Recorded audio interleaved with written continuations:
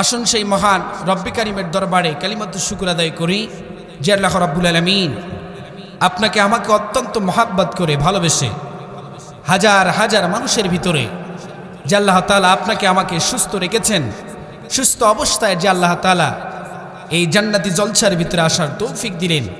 আসুন সেই মহান রব্বি কারিমের দরবারে সিজদা অবনত চিত্তে সকলেই বলে ওঠে আলহামদুলিল্লাহ। আর একটু চিৎকার দিয়ে বলে আলহামদুলিল্লাহ। বলি রব্বানা লাকাল হামদ হামদান কাসীরান তাইয়িবান মুবারাকান ফীহি। আসুন রাসূলের প্রতি দরুদ পড়ি, যিনি সাইয়্যিদুল মুরসালিন কওলাইন এবং সাকালাইন, আখিরি জামানার শেষ পয়গম্বর। আসুন আমরা সেই নবীর প্রতি একটু দরুদ পড়ে নেই, সকলেই বলি সাল্লাল্লাহু আলাইহি ওয়াসাল্লাম। সম্মানিত হাজিরিন, এটা কোরআনের মঞ্চ। এটা কিসের মঞ্চ? কোরআনের মঞ্চ। এখানে কোরআনুল কারীম থেকে আলোচনা হচ্ছে।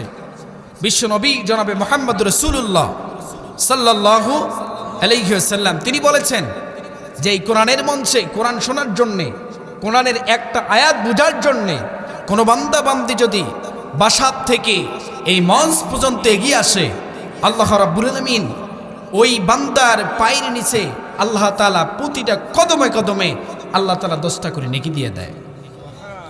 শুধু কি তাই, আল্লাহর নবী প্রিয় নবী সাল্লাল্লাহু আলাইহি সাল্লাম বলেন, কোন মানুষ যদি এই কোরআনুল কারীম শোনার জন্য 1 ঘন্টা ব্যয় করতে পারে, এই 1 ঘন্টা যদি কোনো বান্দা বান্দি এই কোরআন শোনার জন্য ব্যয় করতে পারে, কোরআন বুঝুক অথবা না বুঝুক, শুধু কোরআনুল কারীমের জন্য ব্যয় করবে, আমার আল্লাহ রাব্বুল আলামিন প্রতি ঘন্টার বিনিময় বান্দার আমলনামায় 500 রাকাত নফল নামাজের সওয়াব দিয়ে দিবি। সম্মানিত হাজিরিন, যারা এখনো বাড়িতে আছে, বাইরে আড্ডা দিচ্ছে, দোকান পারে যারা আড্ডা দিচ্ছে, বাহিরে টিভির সামনে দাঁড়িয়ে আছে, অনেকেই অনেক জায়গায় দাঁড়িয়ে আছে, আর যারা আমরা এখানে বসেছি তারা এবং আমরা কি সমান? জোরে বলেন সমান না? সমান নয়। যারা এই প্যান্ডেলের ভিতরে ঢুকবে প্রতি ঘন্টার বিনিময় 500 রাকাত নফল নামাজের সওয়াব যিনি দিবেন তিনি বলুন কে? তিনি বলুন কে? আল্লাহ। সম্মানিত হাজিরিন, আসুন সময় খুব কম, আমরা কোরআনুল কারীমের, এটা তাফসিরুল কোরআন মাহফিল, আমরা কোরআনুল কারীম থেকে তাফসির শুনবো ইনশাআল্লাহ। আমি আপনাদের সামনে কোরআনুল কারীমের 74 নম্বর সূরা। কত নম্বর সূরা? সবাই মিলে বলুন কত নম্বর সূরা? 74 নম্বর সূরা, সূরাতুল মুদ্দাসসির। সূরাটার নাম কি? সবাই মিলে বলেন কি নাম? মুদ্দাসসির। সূরাটা 74 নম্বর সূরা। এই সূরাটার ভিতরে মাত্র রুকু আছে 1টি। সবাই মিলে বলেন কয়টি? সম্মানিত হাজিরিন, এই সূরাতুল মুদ্দাসসিরের আমি কয়েকটা আয়াত আপনাদের সামনে তেলাওয়াত করেছি। শানে নজরুল একটু বলবো, এই সূরাটা নাজিলের প্রেক্ষাপট না বললে তাফসীর করতে গেলে কমপক্ষে সূরার নাজিলের প্রেক্ষাপট বলতে হবে, শানে নজরুল বলতে হবে। সংক্ষিপ্ত আকারে আমি শানে নজরুলটা বলবো। এই সূরাটার নাম হলো সূরাতুল মুদ্দাসসির। আল্লাহ রাব্বুল আলামিন এই সূরাটা নাজিল করেছেন আল্লাহর নবী প্রিয় নবী সাল্লাল্লাহু আলাইহি সাল্লামের মাক্কি জীবনে। কোন জীবনে? সবাই মিলে বলেন কোন জীবনে? মাক্কি জীবনে। আল্লাহ রাব্বুল আলামিন এই সূরাটা নাজিল করেছেন আল্লাহর নবীর দ্বিতীয় ওহী। কত নাম্বার? দ্বিতীয় নাম্বার ওহী। আল্লাহ রাব্বুল আলামিনের নবী যখন হিরা গুহায় অবস্থান করলেন, আল্লাহর নবী হিরা গুহায় অবস্থান করাকালে কে যেন এসে আল্লাহর নবীর বুকের ভিতর বুক জড়িয়ে ধরে বুকে একটা চাপ দিলেন। আল্লাহর নবী প্রিয় নবী সাল্লাল্লাহু আলাইহি সাল্লাম যখন বুকে চাপ দিলেন, কে জানি আল্লাহর নবী বাসায় চলে আসলেন, খাদিজাকে ডাকতে বললেন, খাদিজা, ও খাদিজা, কে যেন এসে আমাকে একটা চাপ দিয়ে দিল, কাকে জানি আমি দেখলাম, আমি তো তাকে চিনি না, কে এসেছে? আল্লাহর নবীর স্ত্রী খাদিজা ডাক দিয়ে বলতেছেন, আপনি এমন কাউকে দেখতে পারেন না যে জিন অথবা ভূত অন্য কোনো কিছুকেই আপনি দেখতে পারেন না। সম্মানিত হাজিরিন, আল্লাহর নবীর স্ত্রী ডাক দিয়ে বলেন, আপনি তো সত্যবাদী, আপনি খারাপ কিছু দেখতে পারেন না। আল্লাহর নবী একটু জ্বর ভাব চলে আসলো। সম্মানিত হাজিরিন, আল্লাহর নবী যখন নবুয়ত পেলেন, নবুয়ত পাওয়ার পরে আল্লাহর নবী প্রিয় নবী সাল্লাল্লাহু আলাইহি সাল্লামকে পরের দিন খাদিজা রাদিয়াল্লাহু তাআলা আনহা তার ভাইয়ের কাছে, নাম হল নওফল রাদিয়াল্লাহু তাআলা আনহু, তার কাছে নিয়ে গেলেন। নিয়ে গিয়ে ডাক দিয়ে বলতেছেন, নিয়ে গিয়ে ডাক দিয়ে বলতেছেন গত রাত তিনি তো ইনাকি কে জানে এসে জড়িয়ে ধরেছে। আল্লাহ নবী সবগুলো বিস্তারিত যখন খুলে খুলে বললেন, নওফেল ডাক দিয়ে বললেন, নওফেল ছিলেন একজন তাওরাত জব্বুর কিতাবের একজন বিশাল বড় পণ্ডিত। তিনি ডাক দিয়ে বললেন, ইনি তো আর অন্য কেউ নন, ইনি হলেন আখিরি জামানার পয়গাম্বার, শেষ নবী। বলেন না সুবহানাল্লাহ। নবীজির সবগুলো কথা শোনার পর উনি বললেন যে আপনি তো আখিরি জামানার শেষ পয়গাম্বার, আপনি তো শেষ নবী। এই সিমটমগুলো যখনই বললেন, বলার সাথে সাথে তিনি বললেন যে তুমি যে নবী হবা, আল্লাহ নবীকে বললেন যে তুমি যে নবী হয়েছো, তোমাকে যা আল্লাহ তাআলা নবুয়ত দিয়েছে, তোমার উপরে নির্যাতন চলে আসবে। আল্লাহ নবী বললেন, আমি তো কোনোদিন কোনো মানুষকে কষ্ট দেই নাই, আমি তো কোনোদিন কোনো মানুষকে কষ্ট দেইনি, আমি কোনোদিন কারো কাছ থেকে জোর করে কোনো টাকা নেইনি, পয়সা নেইনি, সম্পদ নেইনি। কেন আমাকে বের করে দিবে তারা বলল?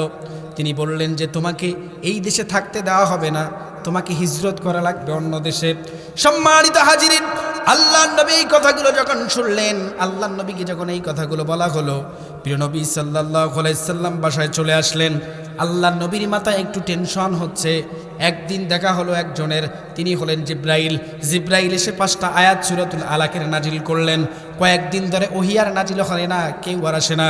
আল্লাহ নবী হিরা গুহার থেকে নামতেছেন, নামা অবস্থায় নামতে গিয়ে দেখলেন, যখনই নেমেছেন হিরা গুহার থেকে, বিশাল আকৃতির একজন মানুষকে কুরসির ভিতরে, চেয়ারের ভিতরে বসা, আসমান এবং জমিন বিশাল আকৃতির কে জানি দাঁড়িয়ে আছে অথবা বসে আছে। এই অবস্থায় যখন দেখলেন, আল্লাহ নবী বেহুশ হয়ে গেলেন। বেহুশ হওয়ার পরে কিছুক্ষণ পর আল্লাহ নবীর হুঁশ ফিরে আসলো। আল্লাহ নবী বাসায় চলে গেলেন।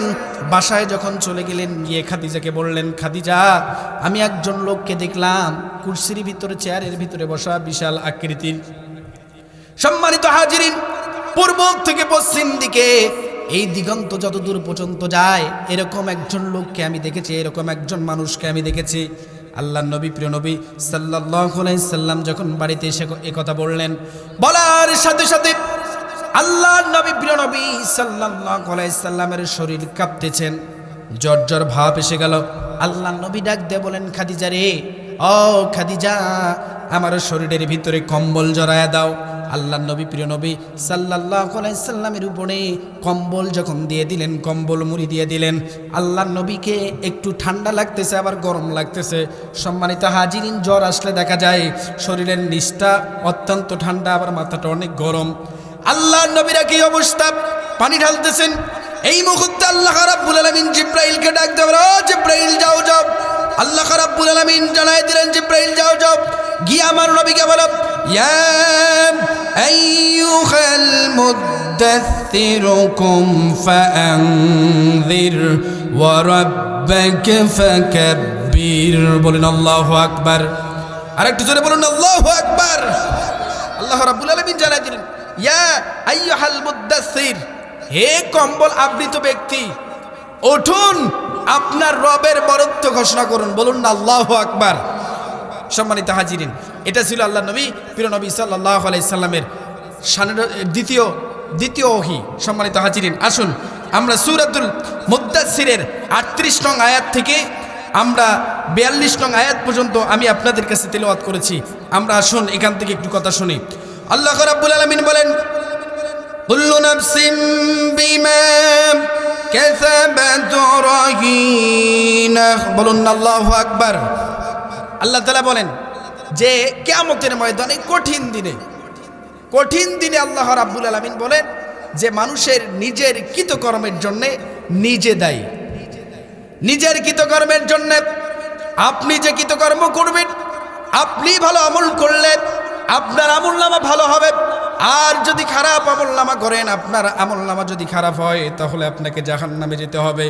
কিয়ামতের ময়দানে কঠিন মুসিবতের দিন আল্লাহ রাব্বুল আলামিন বলবেন, আজকে তোমার আমলনামা পড়ো, তোমার আমলনামা পড়ার জন্য আজকে তুমি নিজেই যথেষ্ট, কারো আমল কেউ পড়বে না। এরপর আল্লাহ রাব্বুল আলামিন বলেন, ইল্লা আসহাবাল ইয়ামিন।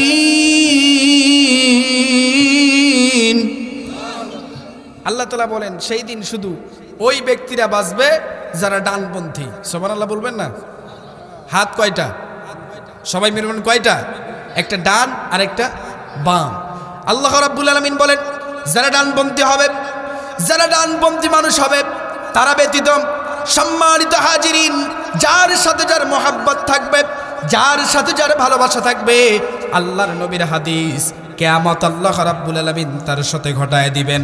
দুনিয়ার ভিতরে এই বেঁচে থাকাকালীন 60 বছর, 70 বছর, 80 বছরের জিন্দেগিতে কার সাথে আপনার মহাব্বত ছিল, কার সাথে আপনার ভালোবাসা ছিল, ডানপন্থী লোকের সাথে যদি আপনার ভালোবাসা হয়ে থাকে, আল্লাহ রাব্বুল আলামিন ডানপন্থী লোকের সাথে আপনাকে আমাকে জান্নাতের ব্যবস্থা করে দিবেন।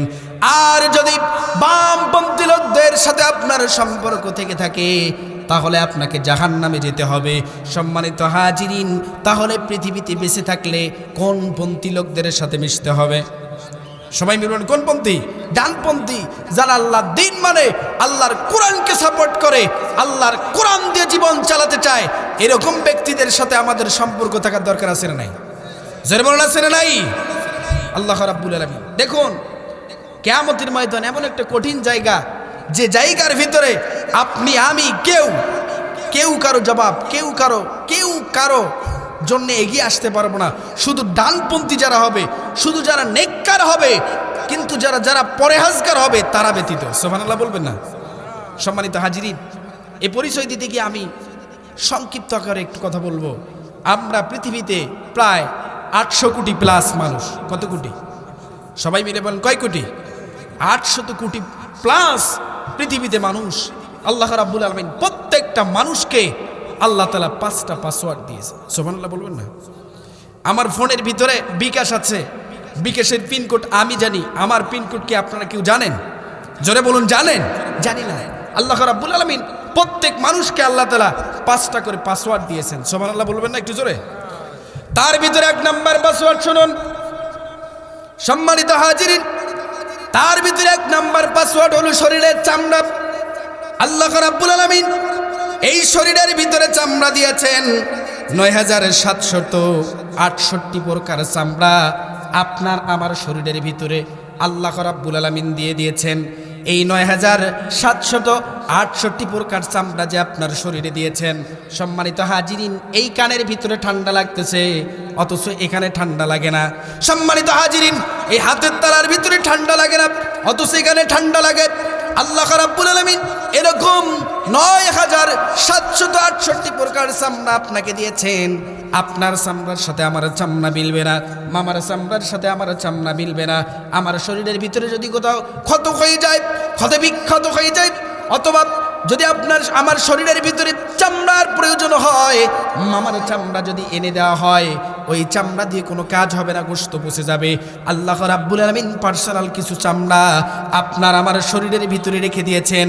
এই পার্সোনাল চামড়াগুলো কেটে আপনার ক্ষত জায়গায় যদি লাগিয়ে দেওয়া হয়, আল্লাহ রাব্বুল আলামিন ওই আপনার নিজের চামড়ার কারণে আল্লাহ রাব্বুল আলামিন ওই ক্ষত জায়গাটাকে পূরণ করার জন্যে আল্লাহ রাব্বুল আলামিন ওই ক্ষত জায়গাটাকে পূরণ করে দিবে।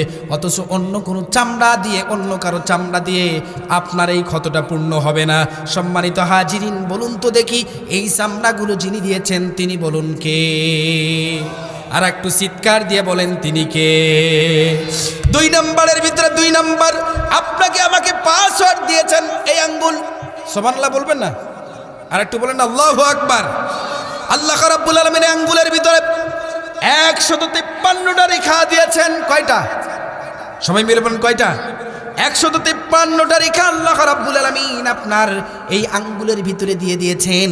দেখুন এই 153টা এই রেখা, 153টা রেখা দিয়ে আপনি আপনার টিপ দিয়ে আপনি ব্যাংকের ভিতরে আপনি একটা টিপ দিয়েছেন। আপনার সাপ ছাড়া ব্যাংকের ভিতরে আপনি টাকা তুলতে পারবেন না, আমার সাপ ছাড়া আমি টাকা তুলতে পারবো না।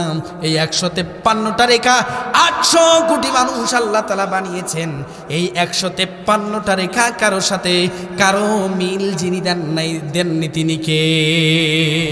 আর একটু জোরে চিৎকার দিয়া বলুন তিনি কে? আপনার শরীরের স্ট্রাকচার, আপনার এই হাতের ছাপের সাথে কারো ছাপ মিলবে না। 3য় নাম্বারটা হলো জিহ্বা।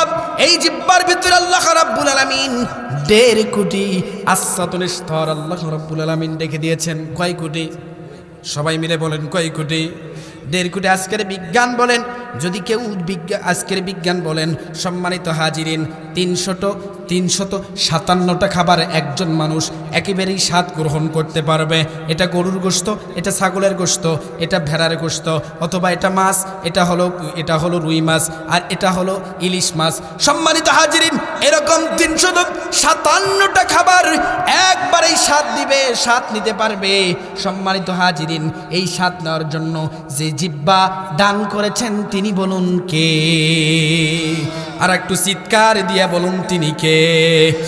সম্মানিত হাজিরিন, 4 নম্বর আল্লাহ রাব্বুল আলামিন দিয়েছেন কণ্ঠের স্তর। কিসের স্তর? সবাই মিলে বলেন কিসের স্তর? কণ্ঠের স্তর। এই কণ্ঠ কারো স্বরের সাথে কারো স্বর মিলে না, মামার কথার সাথে আমার কথা মিলবে না, এনার কথার সাথে আমার কথা মিলবে না। আল্লাহ রাব্বুল আলামিন এই কণ্ঠটার ভিতরে 27টা স্তর দিয়েছেন। সুবহানাল্লাহ বলবেন না? আর একটু চিৎকার দিয়ে বলুন না সুবহানাল্লাহ। সম্মানিত হাজিরিন, কয়টা স্তর দিয়েছেন? এই গলার ভিতরে স্তর আছে কয়টা? 27টা। এই 27টা স্তর আল্লাহ তাআলা দিয়েছেন। এই 27টা স্তর আল্লাহ রাব্বুল আলামিন এত সুন্দর করে দিয়েছেন। কোন বান্দা বান্দির যদি একটা স্তর দুর্বল হয়ে যায়, কয়টা স্তর? একটা স্তর যদি দুর্বল হয়ে যায়, সম্মানিত হাজিরিন, সে স্পষ্টভাবে কথা বলতে পারবে না। এই 27টা স্তরকে ধাক্কা দিয়ে দিয়ে আপনার কথাগুলো স্পষ্ট যিনি বানান তিনি বলুন তোকে। সম্মানিত হাজিরিন, 5 নাম্বারটা হলো চোখ। 5 নাম্বারটা কি? চোখ। আল্লাহ রাব্বুল আলামিন এই চোখের ভিতরে আল্লাহ রাব্বুল আলামিন একটা নয়, দুইটা নয়, 1,70,000 রগ দিয়েছেন। এই 1,70,000 যে রগ দিয়েছেন, একটা রগকে নিয়ন্ত্রণ করার জন্যে আপনার আমার রব, আপনার আমার আল্লাহ 19 জন করে ফেরেশতা বেষ্টন করে দিয়েছে।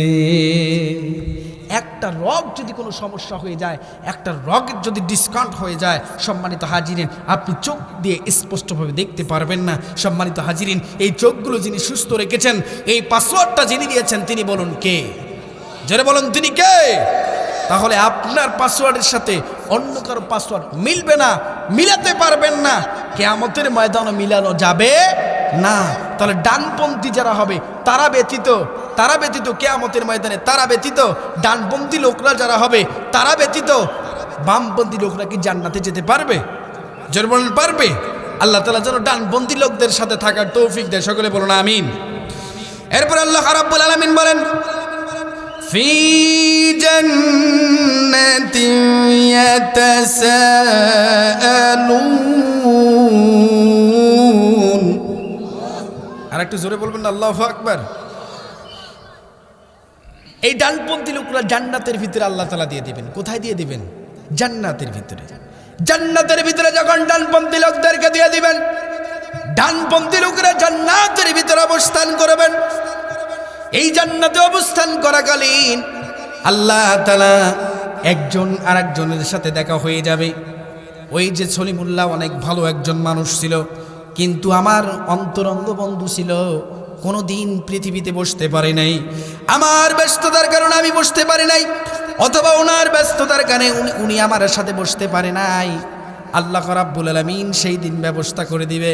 ওই যে দোয়া করেছিলাম, আল্লাহ সলিমুল্লাহর সাথে যেন আমাকে জান্নাত দিয়ে দিও।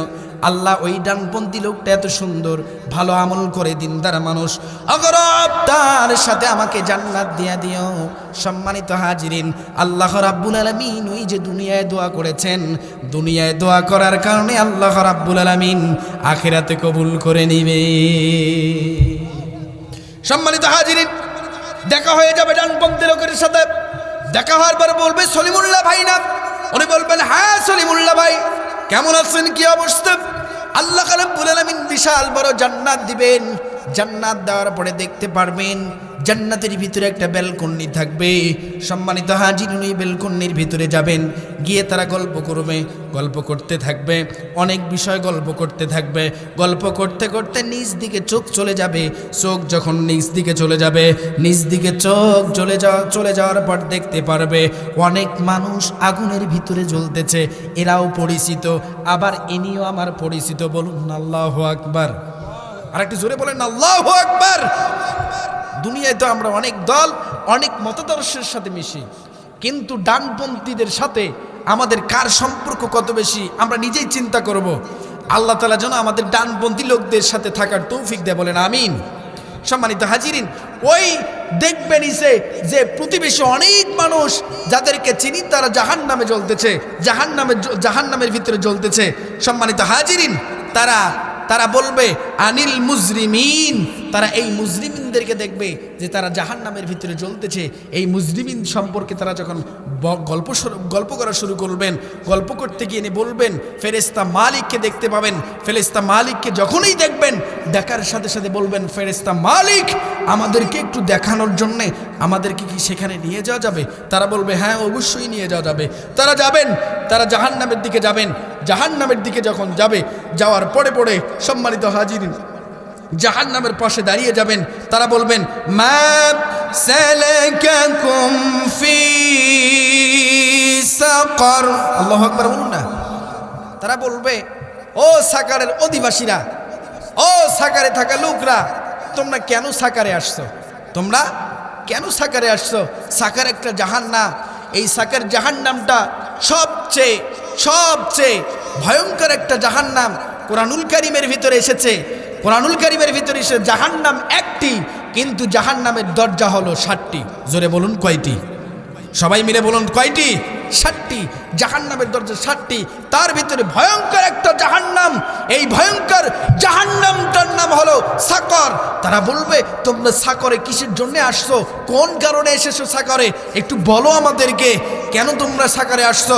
তারা বলবে ক্বালু লাম নাকু মিনাল মুসাল্লিন।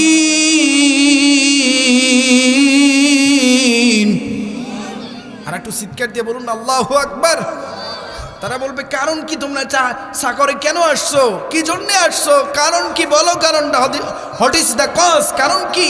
তারা বলবেন ১ নম্বরের কারণ, আমরা মুসল্লি ছিলাম না, নামাজিদের সাথে ছিলাম না, যারা সিজদা করত, যারা রুকু দিত, এই রুকুকারীদের সঙ্গী আমরা ছিলাম না। ১ নম্বরের কারণ কি? যারা নামাজ পড়ে নাই এবং নামাজি ব্যক্তিদের সাথে সম্পর্ক আমাদের ছিল না, আমরা মুসল্লি ছিলাম না, এটা ১ নম্বরের কারণ। সম্মানিত হাজিরিন, একটা ইবাদত। ঈমান আনার পরেই আপনার দায়িত্ব হলো নামাজ পড়া। সুবহানাল্লাহ বলবেন না? অথচ আমাদের ঈমান আছে, আমরা নিজেকে ঈমানদার দাবি করি, পরহেজগার দাবি করি। আজকের সমাজের ভিতরে ক্যালকুলেশন করে দেখুন, আপনার ফজরের সালাতের সময় 3 জন অথবা 4 জন। অনেক মসজিদ আছে যে মসজিদগুলোতে মাঝে মাঝে মুয়াজ্জিন আজান দিয়ে একাই নামাজ পড়ে চলে যায়। এরকম সমাজ আছে না নাই? জোরে বলুন আছে না নাই? সম্মানিত হাজিরিন, সাকরে যারা জ্বলবে তাদের ভিতরে 1 নাম্বার কারণ হলো নামাজ তারা পড়ে নাই। কয় নাম্বার কারণ? 1 নাম্বার কারণ হলো নামাজ পড়ে নাই। নামাজ যারা পড়বে না তারা কোন জাহান্নামে যাবে? জোরে বলুন কোন জাহান্নামে যাবে? সাকরে যাবে। সম্মানিত হাজিরিন, ঈমানের পরেই হলো নামাজ। বাইনাল আবদি ও বাইনাল কুফরি ও শিরক তারকুস সালাত। নবীজি বলেছেন মুসলমান এবং কাফির, মুসলমান এবং ইহুদি, মুসলমান এবং শিরিককারীর ভিতরে পার্থক্য হলো তারা নামাজ পড়ে না আর মুসলমানরা নামাজ পড়ে। আমরা নিজেকে মুসলমান দাবি করি, দিনদার দাবি করি, অথচ নামাজের ধারাধারি না, নামাজ পড়তে চাই না। সম্মানিত হাজিরিন, যদি আমি প্রশ্ন করি ভাই কাকে আপনি চান? উনি বলেন হুজুর ডানপন্থী লোকদেরকে ভালোবাসি, আলেম ওলামাদেরকে ভালোবাসি। হুজুর যেই লোকরা সংসদে গেলে ইসলামের কাজ হবে, দ্বীনের কাজ হবে, মানুষ দুর্নীতিমুক্ত সমাজ গড়বে, এই দুর্নীতিমুক্ত সমাজ আমরা চাই। জিজ্ঞাসা করলাম ভাই সব ঠিক আছে, কোরআনের আইন চান, সব ঠিক আছে, কিন্তু আমি আপনাকে বলি আপনি কি নামাজ পড়েন নাকি? উনি বললেন হুজুর নামাজ যদি নাও পড়ি তারপরও ঈমান আমার ঠিক আছে, ঈমান আমার ঠিক আছে। নামাজ পড়ি আর না পড়ি, নামাজ পড়ি আর না পড়ি, ঈমান ঠিক আছে। আমি বললাম ভাই নামাজ না পড়লে ঈমানই থাকে না, নামাজ না পড়লে ঈমানই থাকে না, ঈমান থাকবে কিভাবে? সম্মানিত হাজিরিন, আপনি ডানপন্থীদের পক্ষ নিতে গেলে সর্বপ্রথম আপনাকে নামাজি হতে হবে। কি হতে হবে? নামাজি হতে হবে। সম্মানিত হাজিরিনের জন্য আমি বলতে চাচ্ছি, সাকরে জ্বলবে 1 নাম্বার কারণ। সেই কারণটা হলো যারা নামাজ পড়বে না। 2 নম্বরে তারা বলবে, 2 নম্বর কারণটা বলো কেন তোমরা জাহান্নামে এসছো। তারা বলবে ওয়ালাম নাকু নুতঈমুল মিসকিন।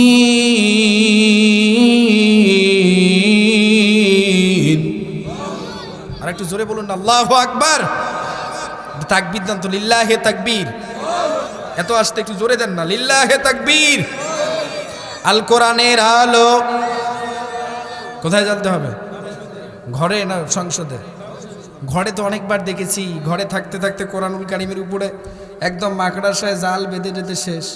আবার কেউ মারা গেলে কয় যে হুজুর আমার দাদা মারা গেছে, হুজুর 10 জন হাফেজ নিয়ে এসে কোরআন কেন খতম করান না? আছে না নাই? কি এরকম মৌলবি আছে না নাই? মৌলবিও আবার সেই মৌলবি, খালি কোনো রকম 10 জন নিয়ে যায়, বাচ্চা কাচ্চা নিয়ে যায়, 3000 টাকা নিয়ে, বাচ্চাদের খবর নাই, 3000 কামাই হলো কোরআন খতম, কয় যাও তোমার বাপ জান্নাতে চলে গেছে। সম্মানিত হাজিরিন, পৃথিবীতে বেঁচে থাকাকালীন কোরআন শাসিত হোক, কোরআন দিয়ে রাষ্ট্র চলুক, কোরআন দিয়ে সমাজ চলুক, কোরআন দিয়ে এই বাংলাদেশ চলুক, কোরআন দিয়ে গোটা বিশ্ব চলুক, এই আইনের পক্ষে কোনো দিন অ্যাকসেপ্ট করে নাই। অথচ মৌলবি দেখলে গা জ্বালা পোড়া করতো। এইরকম লোকের সাইডে বসে 10 জন না 10,000 ছাত্র দিয়ে যদি কোরআনুল কারীম 10,000 বার খতম দেওয়া হয়, এই লোকটা ডানপন্থী না বামপন্থী? জোরে বলেন কোন পন্থী? বামপন্থী। সম্মানিত হাজিরিন, আমরা তো দেখেছি এই কোরআনুল কারীমের উপরে মাকড়াসা ধরেছে। এই কোরআনুল কারীম ওই যে টেবিলের উপরে দেখেছি। এই কোরআনুল কারীম আবার ওই যে আগে দেখবেন যে ওই যে আমাদের কাঠ দিয়ে কোরআনুল কারীম উপরে রাখতো। কারণটা হলো কোরআনুল কারীমের একটা সম্মান আছে, সম্মানার্থে তার উপরে রাখে, কোরআনুল কারীম নিচে রাখে না। সম্মানিত হাজিরিন, হ্যাঁ কোরআনুল কারীম এই সম্মানিত, এই কোরআনুল কারীম উপরে থাকবে। আচ্ছা, উপরে থাকার জন্যে আমাদের কাজ করার দরকার আছে না নাই? সকলে বলুন আছে না নাই? এই কোরআনুল কারীমের পক্ষে কাজ করতে গিয়ে যারা জীবন দিবে, যারা শাহাদাত বরণ করবে, এই কোরআনুল কারীমের পক্ষে কথা বলতে গিয়ে যারা জেলে চলে যাবে, আল্লাহ রাব্বুল আলামিন বলেন এই কোরআনুল কারীমের পক্ষে কথা বলতে গিয়ে এই কোরআনুল কারীমের জন্য যারা মৃত্যুবরণ করবে তারা সাধারণ মৃত্যুবরণ করবে না, আল্লাহ রাব্বুল আলামিন তাদেরকে শহীদের কাতারে দাঁড় করায় দিবে। বলুন না আল্লাহু আকবার। আর একটু জোরে বলুন না আল্লাহু আকবার। তাহলে কোরআনুল কারীম একবার একটা বারের জন্য কোরআনুল কারীম দিয়ে রাষ্ট্র চলুক, আমরা চাই কি চাই না? কারা কারা চাই? 2 হাত তুলুন, টান টান করে একটু হাতগুলো নাড়া দেন তো, দেন একটু নাড়া। লিল্লাহে তাকবীর। আল কোরআনের আলো। এই আওয়াজে হয়, এগুলা ভুলের হাটের আওয়াজ। এই দালালপাড়া, এই জুমাপাড়া, এই এলাকারই আমি, আপনাদের রক্তের ভিতরে মিশা আমি ইসমাইল। এই এলাকার মানুষ কোরআন প্রিয় মানুষ, বুল্লারহাটের মানুষ কি প্রিয় মানুষ? কোরআন প্রিয় মানুষ। যে আওয়াজ দিচ্ছেন মহিলারা লজ্জা পাবে, যে এদের যে আওয়াজ, এই মহিলাদের লজ্জা পাওয়া আওয়াজ দেওয়া যাবে না, একটু জোরে জোরে তাকবীর দিতে হবে। লিল্লাহে তাকবীর। আর একটু জোরে বলেন লিল্লাহে তাকবীর। আল কোরআনের আলো, আল হাদিসের আলো। কোরআন হাদিস যেখানে, কোরআন আছে যেই দলে, কোরআন নাই যেই দলে। ঘুমাচ্ছেন নাকি? কোরআনের দলে থাকার দরকার আছে না নাই? মৃত্যুবরণ করার পরে বলে বিসমিল্লাহি মিল্লাতে রাসূলুল্লাহ, রাসূলের দলে দিয়ে দিলাম। সম্মানিত হাজিরিন, দেখবেন গাঁজাখুরি কথা অনেকেই কোরআন বিদ্বেষী লোকরা বিসমিল্লাহি মিল্লাতে রাসূলুল্লাহ। আমি মনে মনে বলি, আমি অনেকগুলো জানাজা পড়িয়েছি, আপনারা দোয়া করেছেন, প্রায় 7 বছর থেকে জুমা চালাই, আমি অনেকগুলো দোয়া করেছি। অনেকেই বলছিল হুজুর একটু বিসমিল্লাহি মিল্লাতে রাসূলুল্লাহ বলেন, একটু দোয়া, কি দোয়া পড়ি জানি পড়াতে হয়। আইলে ভাই ওই রকম করে কড্ডায় রাখেন তো, কি পড়েন দোয়া, যদি আমল ভালো হয় আল্লাহ তাআলা জান্নাতে দিবে। আমি তো জানি ওর আমল দুনিয়াতে কেমন ছিল। সম্মানিত হাজিরিন, আপনার ওই যে মুখের কথা, একজন বৃদ্ধ মানুষ আমাকে বলতো হুজুর প্রতিদিন এসে বলতো, রংপুরে এসে প্রতিদিন বলতো, হুজুর 3টে দোয়া যে মুখস্থ করান, একটু মুখস্থ করান তো, 3টে প্রশ্ন যে করবে। আমি বললাম 3টে প্রশ্ন মুখস্থ করে কি করবেন? কচ্ছে যে হুজুর খুব তাড়াতাড়ি এই 3টে প্রশ্নের জবাব আমি দিয়ে জান্নাতে চলে যাব। আমি বললাম মনে মনে বলি যে জান্নাত কি আপনারা মামুর বাড়ির যুবক অবস্থায় কোনো ইবাদত করেননি, আল্লাহকে মানেননি, দিনকে মানেননি, আর 3টে দোয়া মুখস্থ করবেন, আর 3টে কথা মুখস্থ করে আপনি জান্নাতে চলে যাবেন? এতটা কি সহজ? জোরে বলেন, এতটা কি সহজ? না, সহজ নয়। সম্মানিত হাজিরিন, আসুন আমরা এই দ্বীনের আমল, এই কোরআনুল কারীম সংসদে যাক। আল্লাহ রাব্বুল আলামিন এর পক্ষে যেন কাজ করার তৌফিক দেব। সকলেই বলুন আমিন। আর একটু জোরে বলুন আমিন। পিছনে যারা আছেন, পিছনের চেয়ারগুলো ছেড়ে দিয়ে সামনের চেয়ারগুলো একটু কভার করুন। আসুন, পিছনের চেয়ারগুলো একটু ছেড়ে দিয়ে সামনের চেয়ারগুলোতে আসুন। সম্মানিত হাজিরিন, 2 নম্বরে তারা 2 নম্বরে বলবে ওয়ালাম নাকুনু তুইমুল মিসকিন।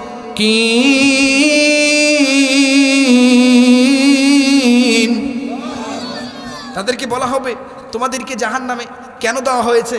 তারা বলবে, 2 নাম্বার কারণটা বলবে যে আমরা ইতিম মিসকিনদেরকে খেতে দেই নাই, ইতিম মিসকিনদেরকে খেতে দেই নাই।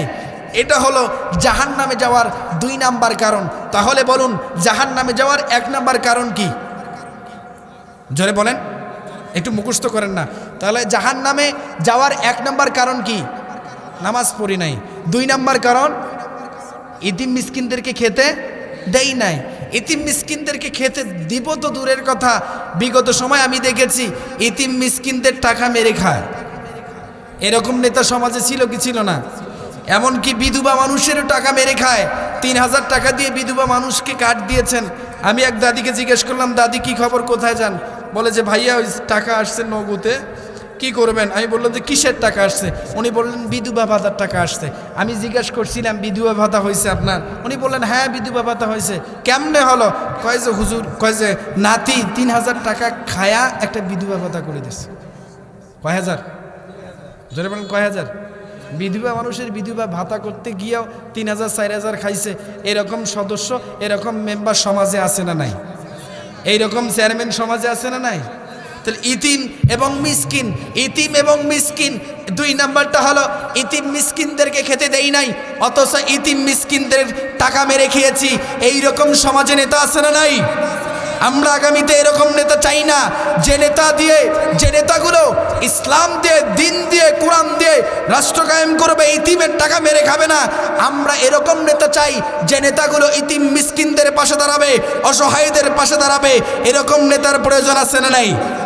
জোরে বলুন আছে না নাই? আমরা আগামীতে সেরকম নেতা নির্বাচন করবো ইনশাআল্লাহ। 3 নম্বর তারা বলবে আর কিসে তোমাদেরকে জাহান্নামে নিয়ে আসছে বলো? তারা বলবে ওয়া কুন্না নাখুদু মাআল খাইদিন। সম্মানিত হাজিরিন, আমরা তাহলে 3 নম্বরে কারণ তারা বলবে যে 3 নম্বরে তোমরা কেন জাহান্নামে আসছো, আর কিসে তোমাদেরকে জাহান্নামে নিয়ে আসছে? তারা বলবে ওয়া কুন্না নাখুদু মাআল খাইদিন।